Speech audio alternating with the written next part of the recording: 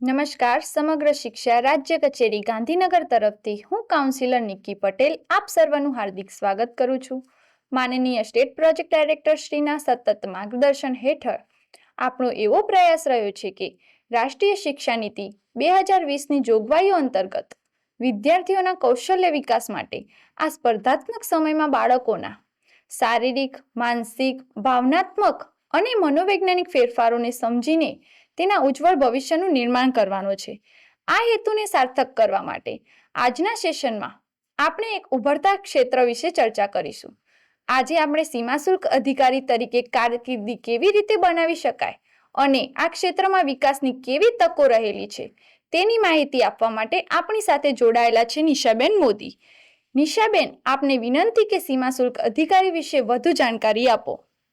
નમસ્કાર. સમગ્ર શિક્ષા રાજ્ય કચેરી ગાંધીનગર તરફથી હું કરિયર કાઉન્સિલર નિશા મોદી આપ સર્વેનું હાર્દિક સ્વાગત કરું છું. તો મિત્રો, આજે આપણે સીમા શુલ્ક અધિકારી એટલે શું અને તેમાં વિકાસની કેવી તકો રહેલી છે તેની સમગ્ર માહિતી મેળવીએ. સીમા શુલ્ક અધિકારી એટલે કેન્દ્ર સરકારના અધિકારી જે ભારત સરકારના નાણાં મંત્રાલયના આવક વિભાગ હેઠળ કાર્ય કરે છે. આ અધિકારીઓ કસ્ટમ્સ અધિનિયમ 1962 તથા સંબંધિત કાયદાઓનું અમલીકરણ કરે છે. સરળ શબ્દોમાં કહીએ તો સીમા શુલ્ક અધિકારી એ એવા સરકારી અધિકારી છે જે ભારતની સીમામાં આવતી જતી આયાત અને નિકાસ પર નજર રાખે છે, આયાત નિકાસ ઉપર લાગતા શુલ્કને વસૂલ કરે છે અને ગેરકાયદેસર વેપારને રોકે છે. તો નિશાબેન, સીમા શુલ્ક અધિકારીની કામગીરી શું છે અને તે ક્યાં કામ કરે છે?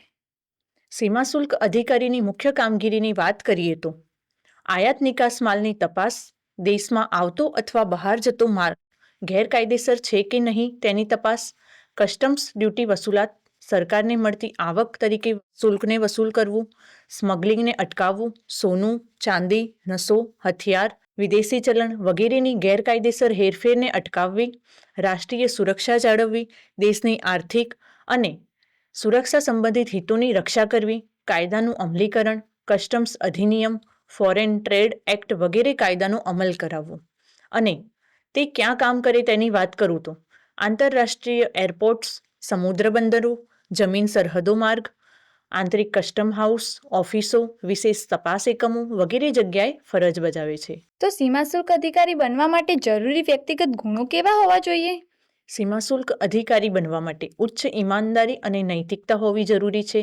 ત્યારબાદ રાષ્ટ્રીય ફરજ ભાવના, કાયદા અને નિયમો પ્રત્યે આદર, નિર્ણય ક્ષમતા અને સતર્કતા, માનસિક સ્થિરતા અને ધીરજ, સંવાદ અને વાટાઘાટાની કુશળતા, જવાબદારીપૂર્વક કાર્ય કરવાની ક્ષમતા જરૂરી છે.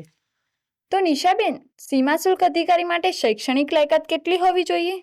સીમા શુલ્ક અધિકારી બનવા માટે વિદ્યાર્થી પાસે કોઈપણ માન્ય યુનિવર્સિટીમાંથી સ્નાતક હોવું ફરજિયાત છે અને ત્યારબાદ IRSS બનવા માટે UPSC દ્વારા લેવામાં આવતી સિવિલ સર્વિસ એક્ઝામિનેશન પાસ કરવી જરૂરી છે, જેમાં સ્ટાફ સિલેક્શન કમિશન બોર્ડ દ્વારા ભરતી થાય છે, જે SSC કમ્બાઇન્ડ ગ્રેજ્યુએટ લેવલની પરીક્ષા હોય છે તે ઉત્તીર્ણ કરવાની થાય છે. ત્યારબાદ તેમાં 3 તબક્કા પડે છે: પ્રિલિમ્સ, મેઇન્સ અને ઇન્ટરવ્યૂ. આ ત્રણેય તબક્કાને વિદ્યાર્થીએ પાસ કરવા જરૂરી છે અને તેમાં જે વિદ્યાર્થી પાસ થાય છે તેમના ડોક્યુમેન્ટ વેરિફિકેશનની પ્રક્રિયા થાય છે, ત્યારબાદ મેડિકલ પરીક્ષણ થાય છે અને ત્યારબાદ અંતે ટ્રેનિંગ અને નિમણૂક આપવામાં આવે છે.